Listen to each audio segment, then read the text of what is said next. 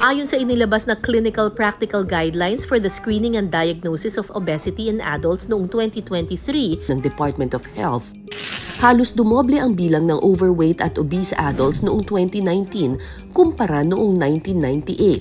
Sa kasalukuyan, tinatayang 27 milyong Pilipino ang may ganitong kondisyon. Ayon sa WHO o World Health Organization, konektado sa obesity ang heart disease, diabetes, hypertension, liver disease at ilang uri ng cancer. May ilan ding bata pa lang naging obese at overweight na, tulad ni Earl. Simula nung grade 3, mga grade 4, ano na ako talaga, mabigat na eh. Umaabot na ako ng 150 pounds.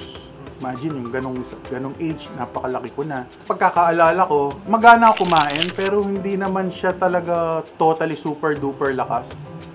Ang naisip ko lang siguro, as time goes by, nag-accumulate na lang lahat ng kinakain ko. Mabigat man ang kanyang timbang, sinusubukan pa rin ni Earl na maging aktibo sa sports. Wala nga ako reference kung anong feeling ng isang taong payat or fit. Ang feeling ko lang noon is nahapo ka, madali kang hapuin. Although nakakapag-basketball naman ako, so times goes by dahil nga nakakapag-training ka ng basketball, meron kang exercise, humahaba yung resistensya mo, mabigat yung dala mo. Pag tumalong ka, minsan makakaramdam ka pa ng mga joint pains dahil na mabigat ka. Kaya kapag nagba-basketball, kahit na naka-rubber shoes ka na, natatapilok pa rin ako. So may mga times na hindi ka makalaro. Halos tumigil ang kanyang mundo nang may maramdaman siyang kakaiba sa kanyang katawan. Hanggang sa nagpatingin na ako sa doktor, yun nga nalaman na may gouty arthritis nga daw ako. So dun siya nag-start, nararamdam ko na may problema. And then wala, tumuloy pa rin ako, nag-enjoy pa rin ako noon, mga panahon na yun. Inom lang, yosi. Kasi kaya ko naman eh, inom lang naman ako ng painkiller. Kahit namamagayan pa ako, nakakalakad ako eh. Then, nung nagkasugat ako sa paa, hindi siya gumagaling. Lumalaki siya every day, every 3, 4, 5. Sabi ko, gagaling pa to, lagyan ko lang ng medication. Pero hindi gumagaling eh, lumalaki siya eh. Hanggang sa one day, pagtanggal ko ng cover, sumama yung balat. 2022, na-diagnose si Earl na may type 2 diabetes. Ang timbang niya noon, 400 pounds. Sabi ko sa sarili ko, give up na ba? Ganito na lang, iwanan mo na lang yung daughter mo. Paano? Sino mag-aalaga dyan? Wala yung partner mo nasa abroad. So paano ka? Paano kayo? Yun ang mga tanong na umano sa isipan ko na realize ko dapat may gawin akong something. Dagdag pa ng mga eksperto, naging sedentary daw kasi o palaging nakaupo ang lifestyle ng karamihan sa atin. Still, the biggest factor will be the lifestyle. So, lifestyle pa rin, if we see kung ano yung mga tinagawa, especially we start with the kids, no, sa mga bata. We can simplify looking at their activities. So, dati, running sila. Okay? Naglalaro sila sa labas. But for now, most of our kids are just sitting down, doing their gadgets. A lot are sedentary. So, if we look dun sa nature of work, diba? So, ano yung biggest worker natin for young adults? Usually, nasa mga call centers sila, diba? So, nakaupo lang, okay? Office workers, nakaupo. Students, nakaupo. Even as doctors, nakaupo lang din.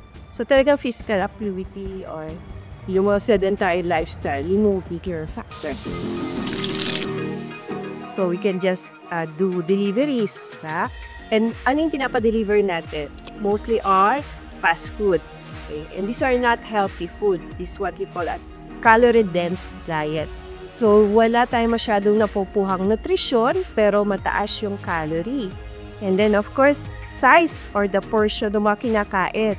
Usually sa atin yung mga DG or large, go large. Okay? So, dagdag yun sa mga calorie. So, I think that's very important, no? Of course, yung mga, may mga patient na may certain conditions, like may mga ibang sakit, na may be also associated with pagkakaroon ng obesity or pagkaba. Kailangan din daw nating tingnan kung paano ba natin mababago ang ating lifestyle. When we talk about lifestyle modification, kasama din yung proper diet and exercise, of course. Then of course, behavioral intervention, kasi may mga pasyente, alam mo yon, or mga kao, na wala lang, gusto lang kain ng kain. Okay? Pag masaya, kain, pero pag malungkot, kain din. Pero hindi pa naman daw huli ang lahat. Para simulan ang kanyang pagpapapayat, sinubukan ni Earl ang low-carb diet.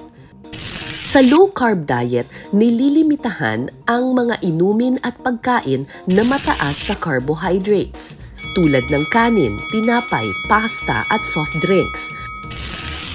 Mas marami rin ang protina tulad ng baboy, manok at isda. High in protein, moderate fat, at saka kung allow ng body mo, pwede ka mag-green leafy vegetable. Yun yung klase ng low carb na. Ang tawag nila daw doon, ketovore, yung sa akin. More meat. More meat, moderate fat, at dahil obese pa ako, kaya moderate fat. Ang feeling ko, bumalik ako ng high school. Yun ang feeling. Kasi wala na yung joint pain. Hindi katulad dati na regular, may masakit. Pero nung nagpalit ako ng lifestyle, tapos dito sa Philippines, nalaman ko meron palang mga naglo-low carb.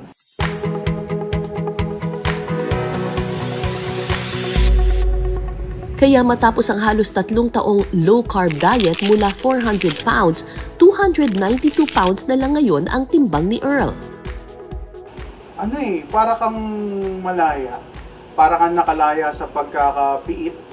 Matagal na panahon. Imagine mo, 38 years. Hindi ka nakatikim ng magandang pangangatawan dahil obese ka nga.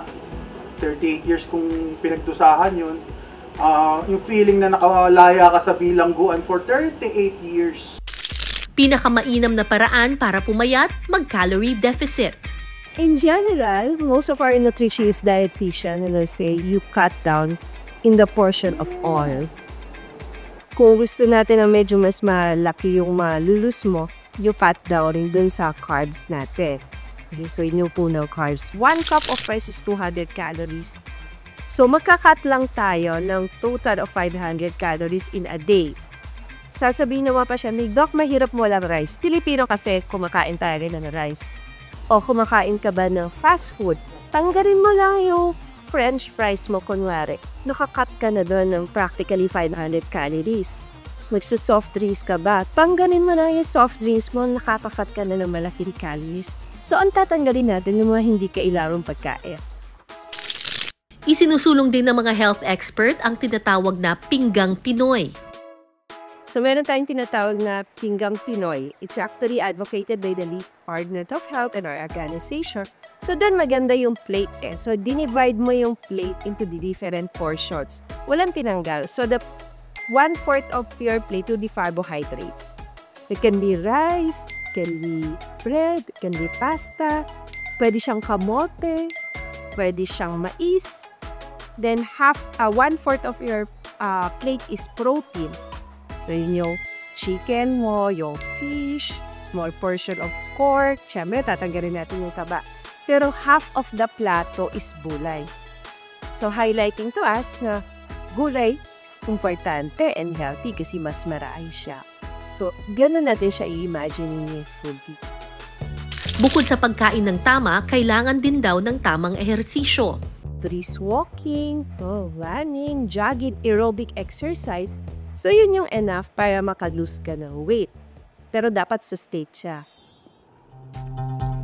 Hindi tayo pwedeng magmahal sa iba kung hindi natin mamahalin ang sarili natin. Kasi tayo mismo magiging problema ng mahal natin sa buhay. Huwag nating hayaan yun. Ilaban natin ang sarili natin, huwag tayong mag-give up.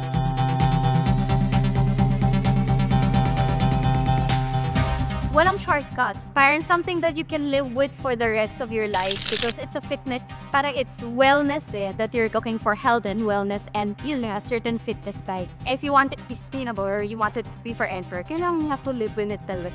Actually, dapat nga yung mindset ay hindi pakpaya, pero maging mas healthy. Yes, exactly. To be happy, actually, that's, I think, something that I learned here, no, na para whatever my body type is, basta I feel good and I feel happy, then maybe that's my body's way of telling you that you're in the right direction mo. You're doing the right thing and you're eating the right things, galon, and you're in the right place.